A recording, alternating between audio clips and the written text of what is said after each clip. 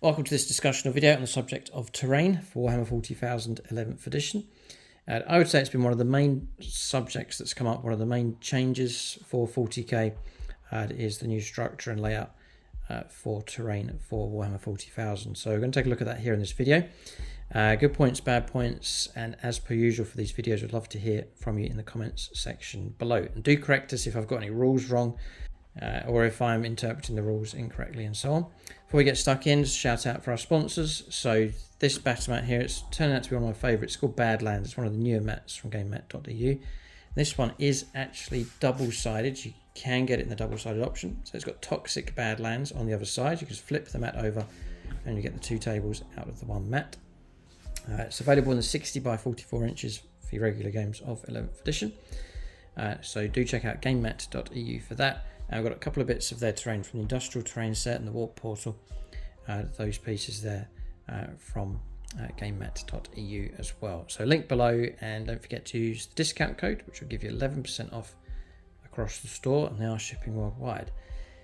And at this stage, I will mention GameMat.eu have produced. They're on pre-order currently. They're available very, very soon. These pre-cut mouse pad material templates or layouts for your 11th edition terrains. This is a full set. This will let you do all of the terrain combinations for 11th edition. They're made from the same mouse mat material as the mats. They sit nice and flat. They're all pre-cut to size. We've used them in all of our games so far, and they're very, very useful indeed. It's just going to give you the correct template size. And not all the sets, but some of the sets are double-sided as well. So you can combine them with two mat designs to get really good value for these. But I mean, it operates like this. There's your terrain piece. For some scenarios, you join these two together. They just fit like that. Perfect. That gives you a template, and then you're placing your terrain within that template. So that's the way it works. But check out GameMat.eu. They're available on pre-order, and that discount code that I've mentioned will apply to these sets as well. So I've opened up, this is the small rulebook you get with the Armageddon set, and you go to page 45, it's Battlefields and Tactics. Now, I really want to hear back from this video because we're trying to figure out the direction to take the channel as far as terrain is concerned. I've got an idea of how we can work it, but that will develop as we talk about things here in this video. From what it seems, from what I thought was very restrictive on terrain, it turns out to be very flexible indeed. It's not hard and fast rules. Here at Games Workshop are trying to cater for everyone, I think, within the terrain rules part of the rulebook. So explain that as we go along, but there is leeway to go in different directions with this. So especially in these little footnotes that they add here, and I think you'll be surprised at how much flexibility there is, which is useful for us. So first up, you get the chapter approved deck. You're deciding your mission, and then it comes to your terrain. You randomize one of your maps. We'll just pick out this one, for example. So you got tipping point. One player sets up here. One player sets up here. That's the attacker in red, defender in blue. You got your home objective, and it marks out where that is. I don't know if to say it's a glitch. I don't know why they haven't done it, but on the app, which Games Workshop are really trying to drive you towards using the app, that'll give you the precise terrain layout. With these cards, it doesn't. You don't get any templates where to place the terrain. But it may not be such a big factor here, because you don't have to place the terrain as you see it on the app. You don't have to. And so I found the whole thing very interesting. The more and more I read this, more interesting it is. So first up then, placing terrain, just a standard setting up your table. So before the battle, place a selection of terrain features on the battlefield using one or more of the following methods.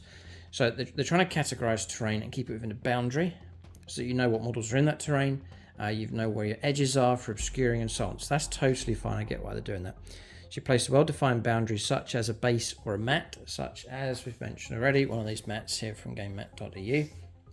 That's going to give you your perfect definition for your terrain. In each location you want to furnish with terrain. Then place one or more terrain features wholly within that boundaries. The idea is you As I showed you earlier on, you have your mat, then within that you place a number of terrain features. It gives you some examples here. A couple of dense terrain ruins.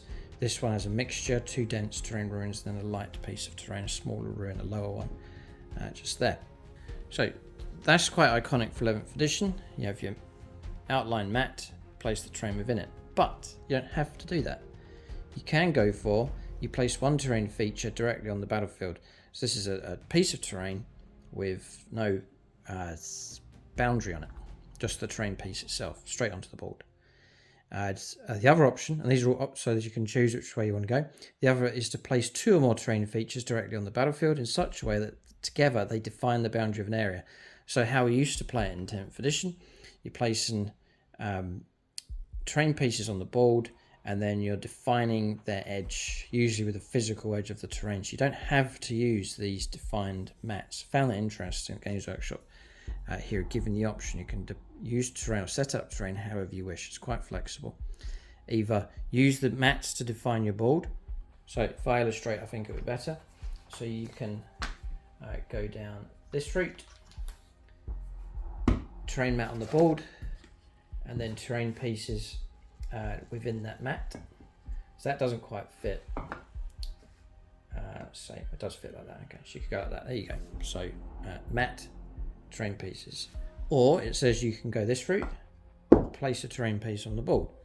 Or you can go this route and place 2 terrain pieces together that form the boundary naturally, like we used to do for 10th edition. So you can say to your opponent, here's the hard edge for obscuring terrain. So from the base, that's connected together, and you just define the terrain. Again, similar how we used to do in 10th edition. So that's official rules. That's not me doing any house rules here. That is your options for terrain. So in fact, as I said at the start, the flexibility is pretty good. So I found that quite encouraging because the first boards that we've set up, you're going to see it in a few games, it looks quite empty. It's very rigid, symmetrical, not the best for narrative. But it looks like for 11th edition we don't have to go down that route. You can choose to set your terrain up in other styles. I think on the channel, I was going to say this early on in this video, I think on the channel we'll go for a mix. So for example, if we're playing a league battle and we really want the terrain to be absolutely fair, we could go for the symmetrically defined mat layout for our boards. Fine. If we're playing narrative games but with a semi-competitive edge, which is what we try and do on the channel. We don't just play casual games and throw any old lists in. We try and do really good lists, strongly themed armies, but keep it focused on the narrative, focus on the models, focus on the terrain, and get the best terrain we can on the board. Then we could go down the route of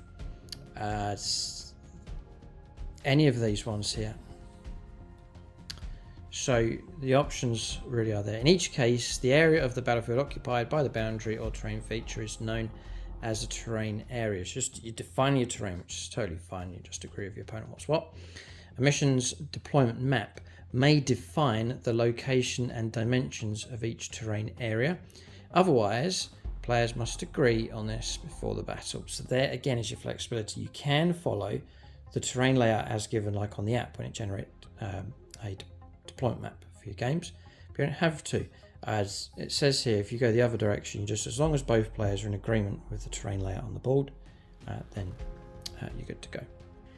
And yeah, this is the smaller print here. Take a look at this. It says here, creating your own battlefield. Don't worry if your battlefield doesn't match your mission's terrain category requirements.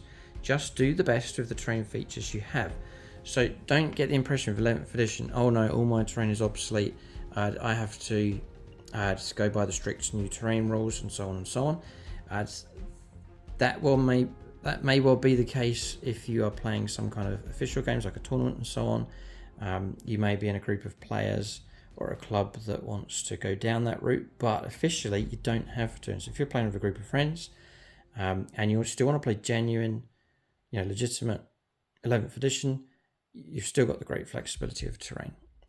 And I would say you could pretty much roll in or roll on with your 10th edition setups, and it falls within 11th edition, no problem, as per what we've already discussed. So as I said, the flexibility really is there.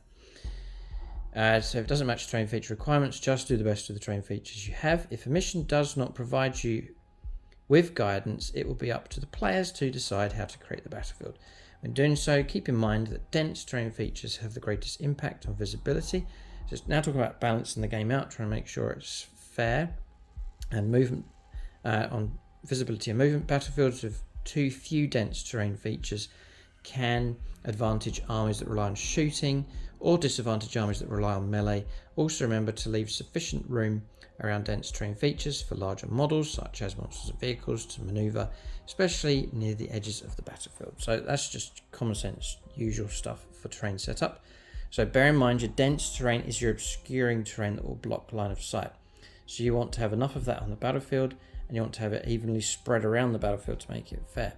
So the impression I'm getting is for our standard games, I think we're free to set up narrative style boards that are balanced with dense terrain evenly spread out across the table, which is what we were doing for 11th edition, for 10th edition anyway. So again, there's not too much of a panic, but I think it's good to represent all the different terrain options. So I think for our more important battles, especially with our league, we can go down the route of precise terrain map placement as per the map options you see in the app. So I think that's the direction we're going to go. Standard games will be narrative terrain, but falling within the boundaries of, as we've discussed here, and then we'll go for stricter terrain for all the more important games where balanced out terrain is more important. There is more to this. I'm going to press on here. We're going to talk about terrain categories next, and each terrain feature belongs to a terrain category, which can affect the movement and visibility of models. Below are some examples of terrain types, and they've got 3 types here. They've got exposed, light, and dense. So that's all fine. And again, as mentioned at the start, Games Workshop trying to categorize things clearly, just to make terrain fairer and better defined on the battlefield. So that's fine. So the first type is exposed. Now that's craters, razor wires, scattered debris. It says here they don't offer much protection and they can be crossed without any hindrance, and there's just a few examples there. Next is light terrain, which is barricades, low walls, and statuary. So here's a light piece, a low wall, a low ruin. And then you've got your dense terrain, and that's buildings, ruins, armoured containers, and woods. And that's going to give you your dense line of sight blocking terrain. A mission's deployment map may define which terrain categories should be present within each terrain area. So you'll see that on the app. You'll see your map, and it will tell you what type of terrain goes in each of the outlines, the boundaries. Meeting these requirements will create the best gaming experience. So Games Workshop done this to give you fairness,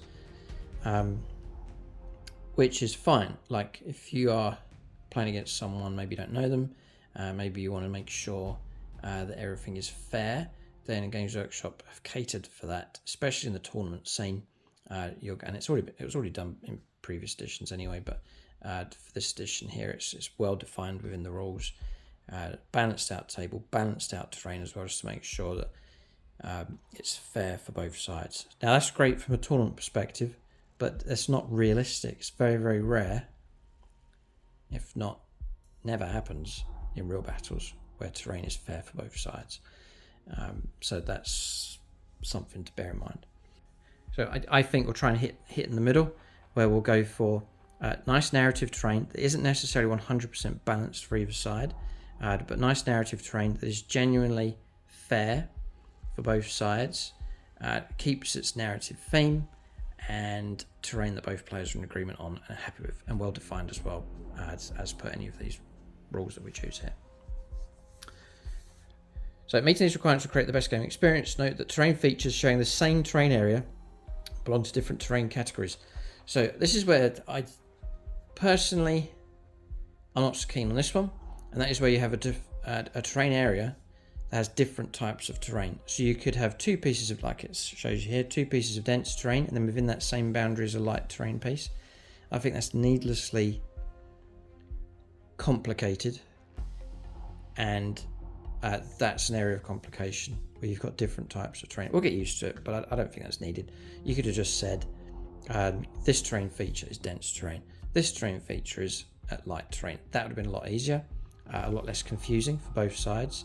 I mean, how are you going to argue this in a game? Yeah, it could lead to arguments. Well, this is light, no, it's not quite, and so on. And you could end up with disputes going on within that terrain boundary. Whereas if you had said this terrain footprint is dense terrain, then where's the argument? That's what it is, and your boundary is clearly defined by your mat as well. So I think probably we will go down the route of a terrain boundary has one type of terrain inside it, and again, that's not just a house rule, that is perfectly fitting within the flexibility of the terrain rules. So you flip the page over, you go to terrain and movement, and the restrictions. That's for another video. I'm planning to do a complete series on how to play 11th edition. I don't want to film it yet because I need to practice games. I want to put lots of errors into that video series. That'll go up on membership, all being well.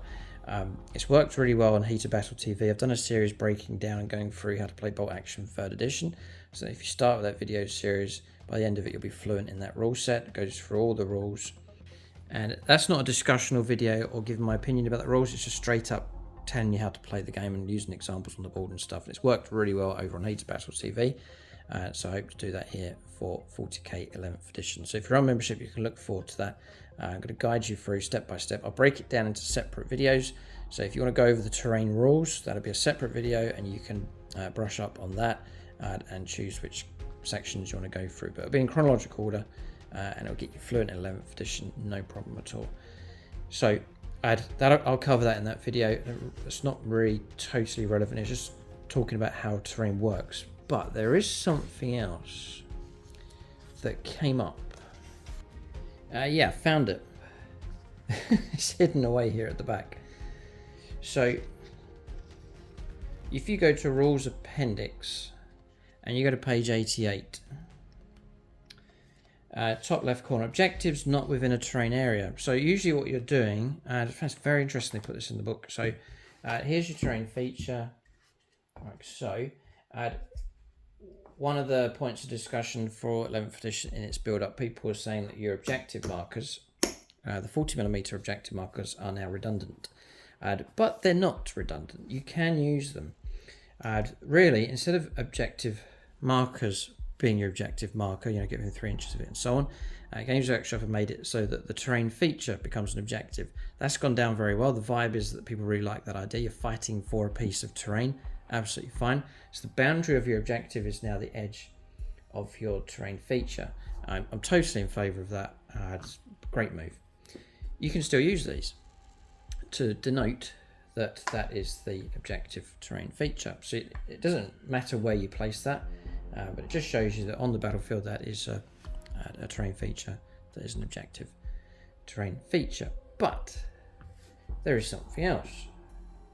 Page 88, top left hand corner, it says here, if the location point of an objective, so tipping point as defender's deployment zone, 14 inches across 11 inches in, that is the point for where an objective, terrain feature objective should be. You haven't set up the table in that way. There is no terrain feature there. It says here, if the location point of an objective does not coincide with a terrain area, you must denote the location of that objective with a flat circular marker 40mm in diameter. There it is. Centered on that point. This is called an objective marker. Models can move through objective markers and they can end a move on top of objective markers.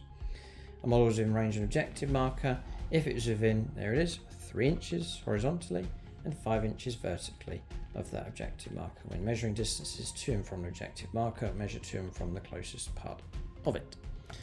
So these are still legitimate in 11th. I doubt we're going to use them for this, but you can still do it. Where you place these in open ground, the objective will sit there, and you've got your 3-inch zone of control, just as it was in 10th edition. So I just found that interesting. As I said, I doubt we're going to go down that route, just placing objectives. It may well be the case in your games that, and it's perfectly fine to do it, where you can have these in the open and they're not sitting within a terrain feature. It just becomes a 3-inch diameter standard objective like you had for 10th edition. Very, very interesting. What it also means is, for example, if we set up a board for a game, if we set up a terrain table to run for a couple of battles, then if we change the deployment zone up, so the first game we set up and it's that one, the second game with the same terrain ends up in that one, and the terrain it's not really going to, it's not really, yeah, it could happen. Sorry, a lot of these are the same distances, 1410, 1410, 1410, so they're all the same. But let's say we go to Dawn of War, now the objectives shift and they move, so instead of 1410, we've got one across here, it's 10 inches in the middle. You could keep the same board, but you end up just moving your objective markers around. It may well be the case that a couple of objective markers don't fit within a terrain feature, in which case it's perfectly legitimate that they just are measured correctly. So middle of the board, 10 inches in, they're placed there, there's no terrain features nearby, it can just stand alone as an objective in the open, and that's still legitimate within 11th edition. So for what I thought initially with 11th edition of, oh, here's Games Workshop, they're making things very restrictive, they're shutting things down, people's terrain's going to be obsolete, and so on and so on. They're going to force you down a certain route for terrain. In fact, within the rules, without any house rules, you've got tremendous flexibility with terrain, and you can still play legitimate out of the rulebook games of 11th edition. So I think it caters for everyone. So good move from Games Workshop. If you want to go completely narrative and set up terrain however you want, you can still play a genuine game of 11th edition. I want to sit somewhere in the middle for most of our games. So nicely balanced tables with clearly defined and fair terrain, but narrative themed. For most of that, I think that's the route we'll go down. And then for other battles, if we're playing like tournament style games, or if it's the grand final or the knockout stages and we really want a very fair board, then we'll go down that route and use the defined tables as you see in the app from Games Workshop. But don't get into the rut or think that I have to play every game as it defines it in the app. You don't have to. There's tremendous freedom within the rulebook for your terrain. So I found this whole thing very, very interesting. Terrain which I thought would be create an issue for us on the channel. In fact, there is no issue there. I think all is good, and so I'm happy with that situation. And it means I think we can do really good narrative games on the channel and still fit nicely within the rules. Don't have to house rule anything for our games, which is great news. And the only glitch for me is the shared terrain. I think it's just a bit annoying, but probably get used to it. But having light terrain, dense terrain, the same terrain category, I think it's annoying. Probably skip past that just to keep things nice and straightforward. But let us know what you think in the comment section below. So I hope I've explained everything well enough in this video. I'd love to hear back from you in the comment section below.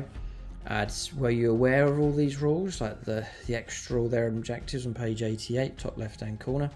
And if you've looked through all of the rules and seen the tremendous flexibility, just bringing that to your attention. I'd love to hear your thoughts and impressions about the terrain. And if you've played some games, people are saying I've played 5 games of 11th edition now, I've played a few games, let us know what you think of the terrain rules. And I'd love to hear back from you as well for the direction and angle that we go for in regards to terrain on the channel. I've sort of explained how I think we should go, but I'd love to hear back from you at this early stage in the comments section below. If you enjoy this series, do hit the thumbs up and do check out GameMat.eu. They can equip you brilliantly for 11th edition. Excellent mats, double-sided mats. You've got terrain mat features, loads of designs available, double-sided, single-sided, and that will set you up perfectly for 11th edition. And then some amazing terrain sets from them as well. They've also got the ITC terrain, it's MDF pre-cut, pre-painted stuff as well. So I think those are on sale as well, so do check them out, link below.